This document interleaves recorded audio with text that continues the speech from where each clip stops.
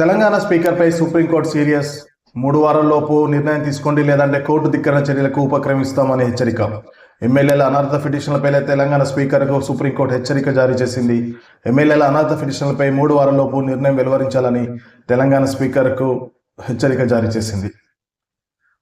Party ఫిరాయింపు ఆరోపణలు ఎదుర్కొంటున్న 10 మంది ఎమ్మెల్యేలపై అనర్హత వేటు వేయాలని కోరుతూ బీఆర్ఎస్ దాఖలు చేసిన పిటిషన్లపై గత ఏడాది అక్టోబర్ 31 లోపు నిర్ణయం వెల్లడించాలని సుప్రీంకోర్టు తీర్పు ఇచ్చింది.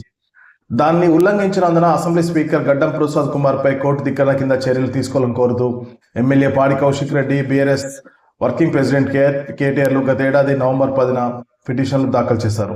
వీటిని శుక్రవారం విచారించిన justice Sanjay Karol, justice AG మనీహల్తో కూడిన ధర్మాసనం ఈ మేరకు ఉత్తర్వులు జారీ చేసింది.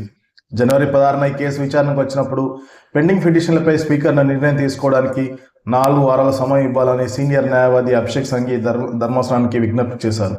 అందుకు న్యాయమూర్తులు అంగీకరిస్తూనే కేసును 2 వారాలకు వాయిదా వేసి అంతవరకు జరిగిన పురోగతిని తమకు తెలపాలని కూడా ఆదేశించారు. అందులో భాగంగా ఈ పిటిషన్లు శుక్రవారం ధర్మాసనం ముందుకు విచారణకు వచ్చాయి. వాదనలు మొదలైన వెంటనే స్పీకర్ తరఫున అభిషేక్ సంఘవి వాదనలు వినిపిస్తూ స్పీకర్ ముందు పెండింగ్లో ఉన్న అనర్హత పిటిషన్లో ఒకదానిపై నిర్ణయం వెల్లడించామని, మరో 2పై నిర్ణయం తుది దశలో ఉందని ధర్మాసనానికి విన్నవించారు. మున్సిపల్ ఎన్నికల కారణంగా బీఆర్ఎస్ నాయకులు సమయం కోరడం వల్ల ఆ 2పై నిర్ణయం ఆలస్యమైందని చెప్పారు. మార్చి 2వ వారానికల్లా వాటిపై నిర్ణయం తీసుకుంటామని విన్నవించారు. అయితే పిటిషనర్ తరపు కౌశిక్ రెడ్డి న్యాయవాది మోహిత్ రావు ఆ వాదనలను విభేదించారు.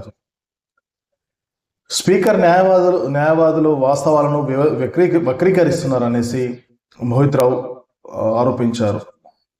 ఓ ఎమ్మెల్యే మా పార్టీ తరఫున గెలిచిన తర్వాత 6 నెలల్లోపే కాంగ్రెస్ నుంచి ఎంపీగా పోటీ చేసి ఓడిపోయారు.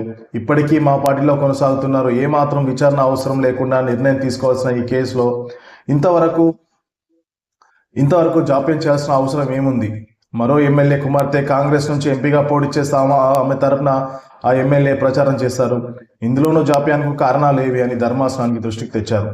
అయితే జస్టిస్ సంజయ్ కరోల్ జోక్యం చేసుకుంటూ 2 వారాల తర్వాత దీనిపై విచారిస్తామని, సంఘవి 3 వారాల సమయం ఇవ్వాలని కోరగా వాదనల అనంతరం జస్టిస్ సంజయ్ కరోల్ స్పీకర్కు 3 వారాల సమయం ఇస్తూ కేసు విచారణ ముగించారు. ఈసారి స్పీకర్ నిర్ణయం తీసుకోవాలి, లేకపోతే మేము కోర్టు ధిక్కరణ కింద చర్యలు ఉపక్రమిస్తామని సంఘవిని ఉద్దేశించి న్యాయమూర్తులు వ్యాఖ్యలు చేశారు.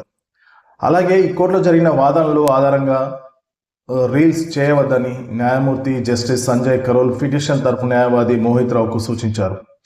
ఇప్పుడు ఇది కొత్త పరిశ్రమగా మారిందని దీనిపైన న్యాయవాది స్పందిస్తూ తాను ఇదివరకు ఎప్పుడూ అలా చేయలేదని, ఇక ముందు కూడా చేయబోనని హామీ ఇచ్చారు కోర్టుకు.